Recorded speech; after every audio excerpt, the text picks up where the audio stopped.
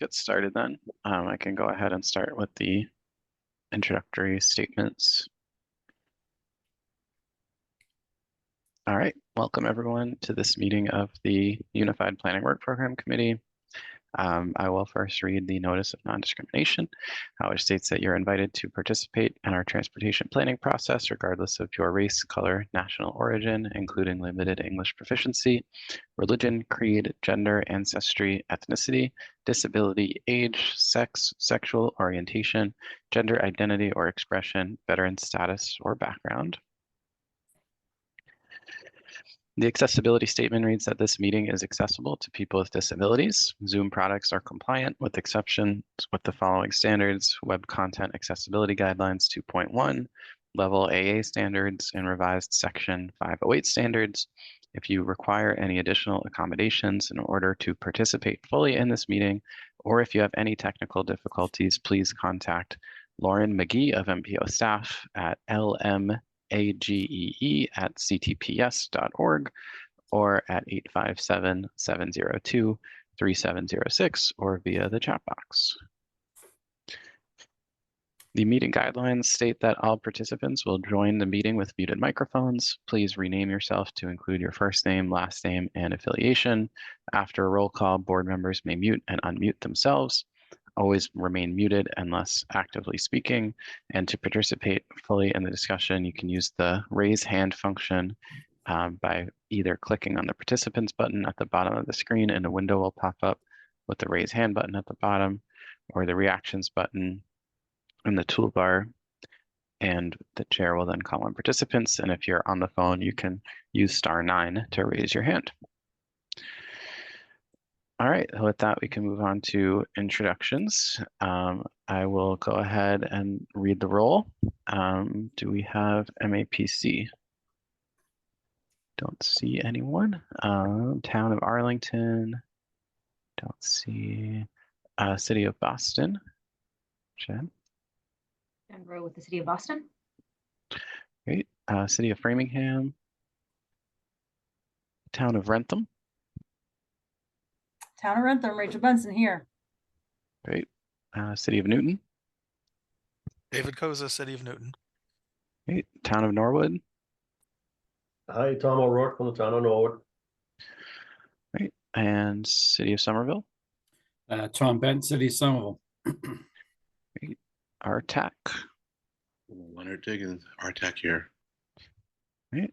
And the MBTA Advisory Board. All right, that calls the roll. So welcome everyone. And my name is Derek Rabat, representing MassDOT Office of Transportation Planning here. Move on to next item, which is public comments.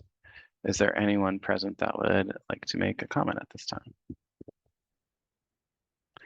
All right, seeing none, we can move on to the next item, which is the summary of the April 11th, 2024 meeting minutes. Ask for a motion and second to endorse those minutes. Or summary, rather.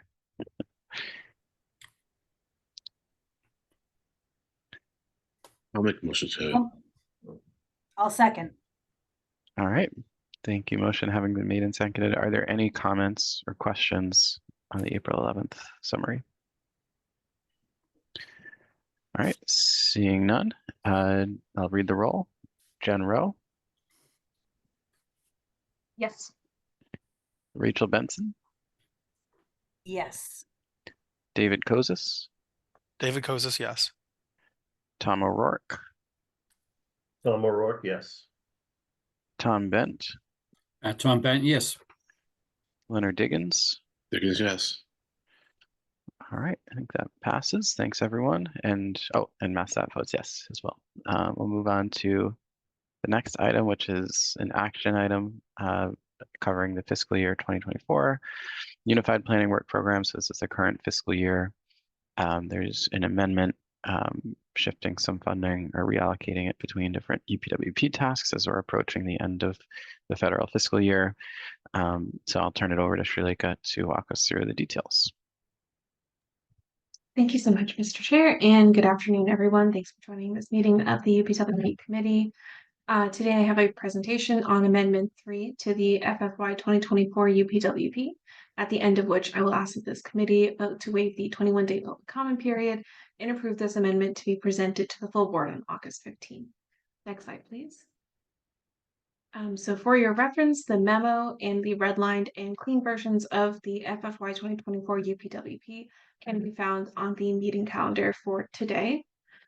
This amendment consists primarily of adjustments to program budgets.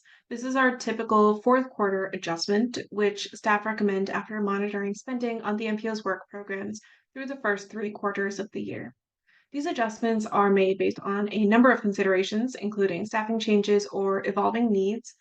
For example, you might notice that the budget for the engagement program has increased to support the development and launch of the Community Planning Lab, an initiative that was enabled by a delayed start to the MPO's Vision Zero planning work. However, as always, a reduction in a line item's budget does not mean that work will not be completed. It just means that less money is needed to complete a program's planned work through the end of the fiscal year. Next slide, please. This amendment also notes the adjustment of planned work funded through the obligated PL funds added in through a previous UPWP amendment. I would like to correct one detail in the memo, which is that these deobligated funds were added through Amendment 1 in February, not Amendment 2, as stated in the memo, and we'll be sure to update that before next week's presentation. So through Amendment 1, $140,000 of deobligated federal funds, inclusive of the MassDOT local match, were incorporated into the UPWP for 5 separate tasks. After the amendment, it was necessary to create an updated contract before those funds would be available for use, requiring a multi-agency administrative process. The notice to proceed, or the ability for us to begin spending those amended funds, was received late in June 2024, leaving less time than originally anticipated for the use of those funds. In addition, some challenges became evident for some of the spending strategies between the time when the amendment was approved and the notice to proceed was received. So with that context, Amendment 3 updates the descriptions for 2 of the 5 original items in order to maximize the spending within the remaining available time frame. In the first case, we are changing our strategy from funding a temporary part-time web administrator to funding the first month of a full-time permanent web administrator. This person or this position would support implementing improvements to the agency's website through the end of FFY 2024. Next slide, please. In the second case, following low interest in an information technology strategy related request for quotes that we issued, we're changing our strategy and focusing on hiring short-term and smaller scale consultant support to advance IT and web related initiatives. Next slide, please.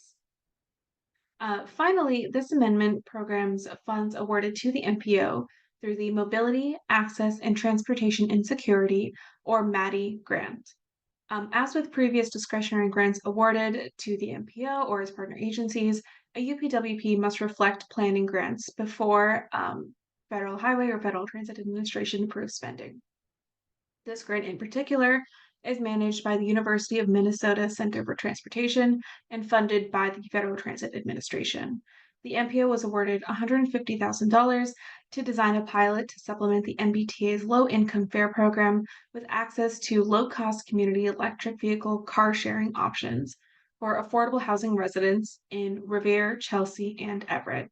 This application was submitted in partnership with Good2Go, MAPC, MIT, Union Capital Boston, the neighborhood developers, and the cities themselves of Revere, Chelsea, and Everett. Next slide, please.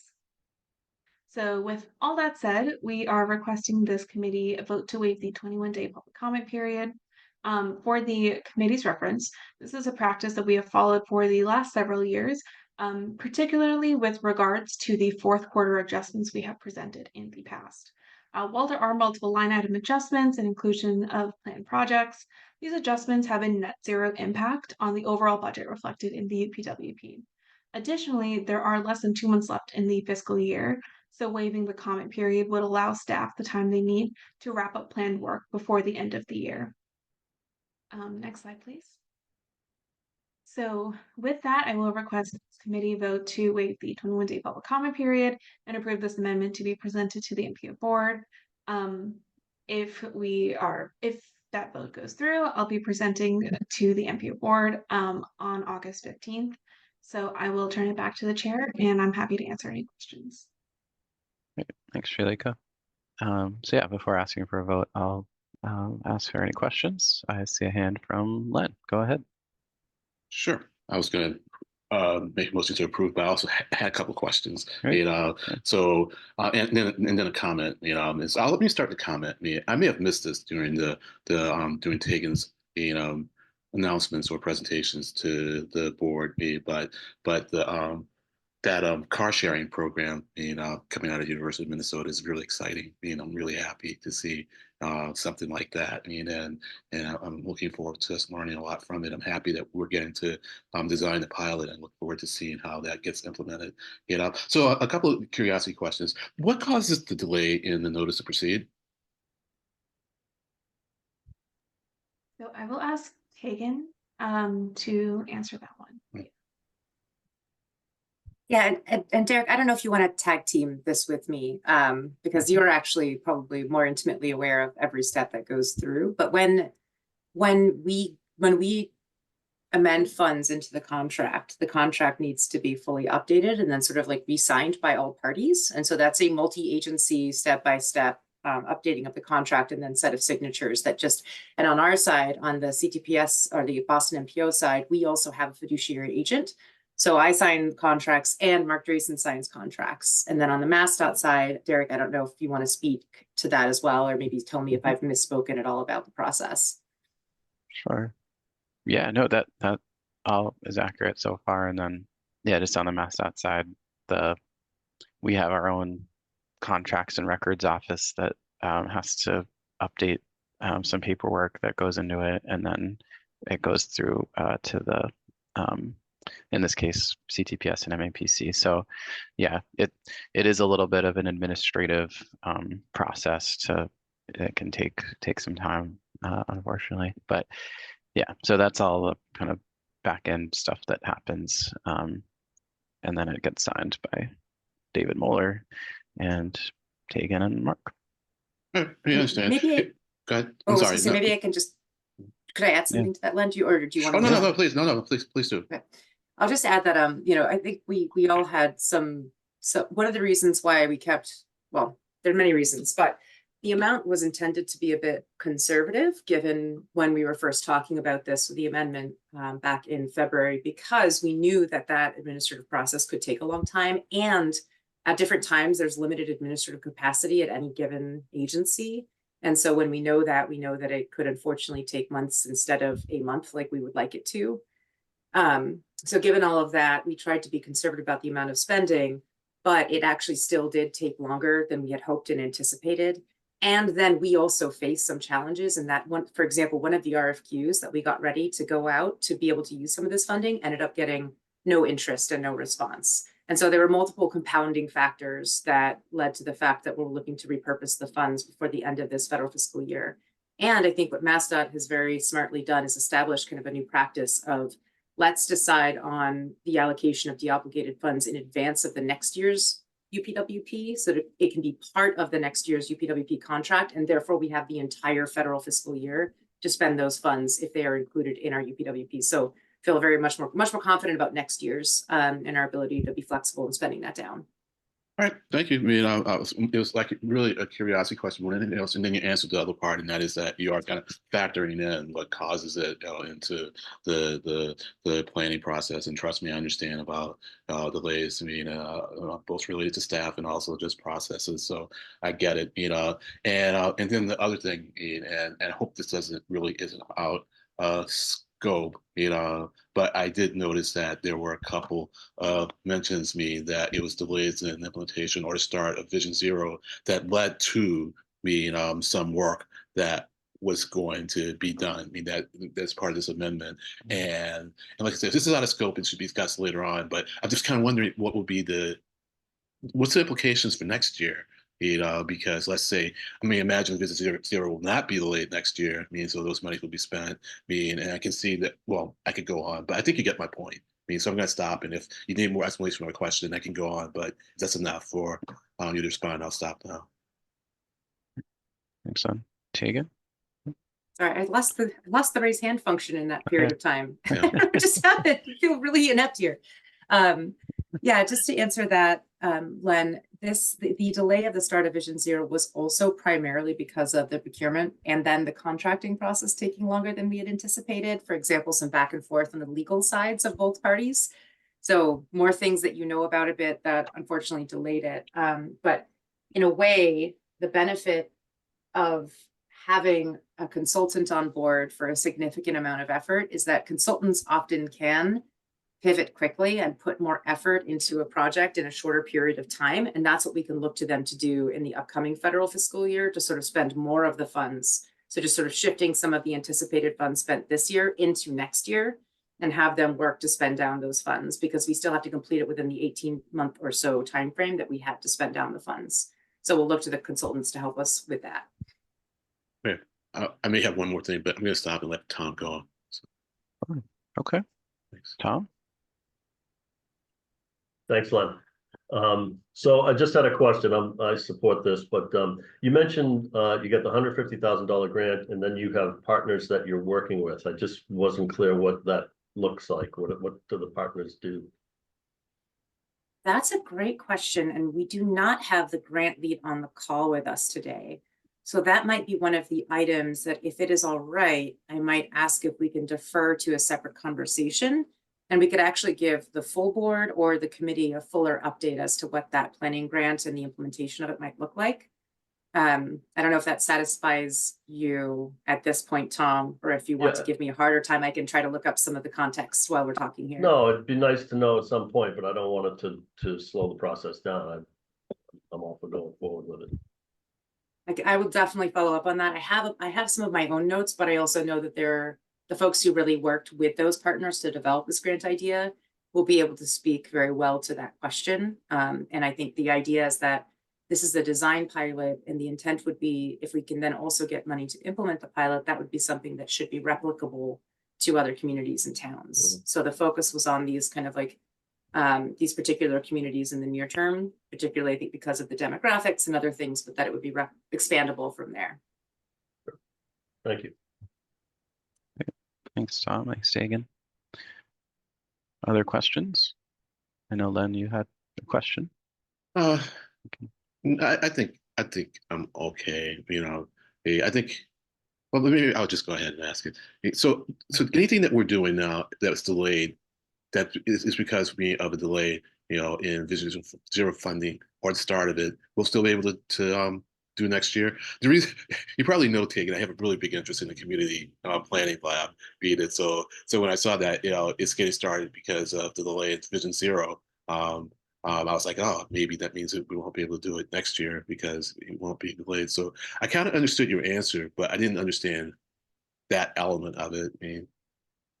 And perhaps I'm trying to explain my confusion, which is always a mess, you know. So if you don't understand my question, I get it. But I think I do, Len, because if you look at things, you know, in a really black and white way, if we did something we were planning to do in federal fiscal year 25 and federal fiscal year 24, and we're directly swapping Vision Zero time for that effort, you know, what does that mean is going to happen in federal fiscal year 25? And the answer to it is not really that linear. I will say that as we kicked off the Vision Zero work, we anticipated an earlier kickoff and the community and engagement group being really heavily engaged at this early stage in the process. And so we thought that the community planning lab wouldn't really be able to happen until later in the fall this year. So we were able to move it up because they were less deeply engaged, less quickly. They will be more engaged in Vision Zero as the months go forward. And we have a couple of options. We can either have them be as engaged as we planned, but we'll still be able to maybe move around more work to continue to build on the community planning lab. Or we may engage that group a little bit less, move some more of that effort elsewhere in the organization or to the consultants, and then instead have them focus more of their time in the community planning lab. So I agree with you. I think that's a really important part of what we're doing. The reality is that the work and the level of effort we spend on any individual item is constantly shifting. And so it's not quite as linear to say, because we do this now, we're not going to do it later, or, you know, that it was a 1-for-1 trade. So it is confusing. I don't think it's not easy to make it so explicit, but the intent is not to do the community lab now and then not do it later, not do any more on it later. We plan to kind of build on that, learn the lessons we're going to learn, and then continue to build on that opportunity.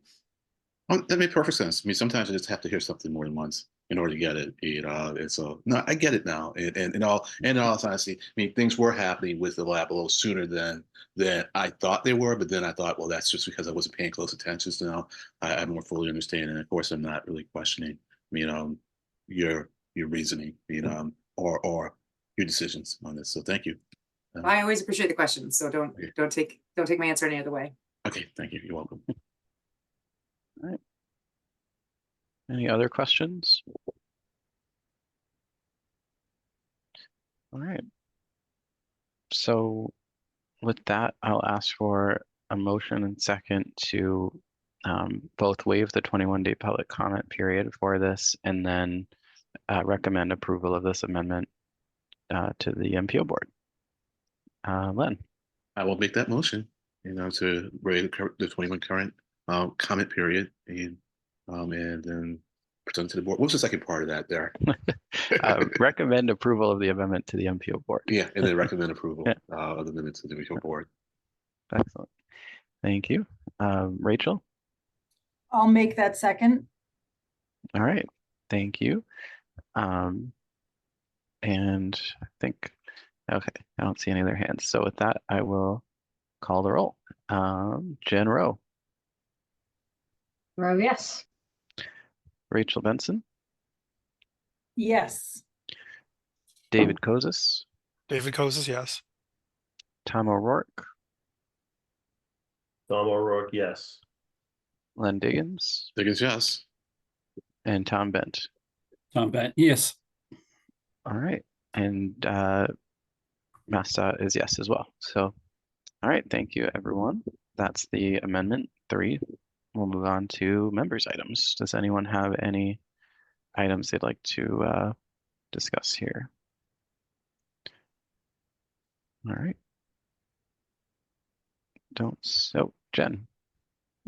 Yeah, just wanted to extend an invitation to everyone that Boston's having another one of its Open Streets events, this one in Hyde Park on, I think it's the 11th, so this coming weekend.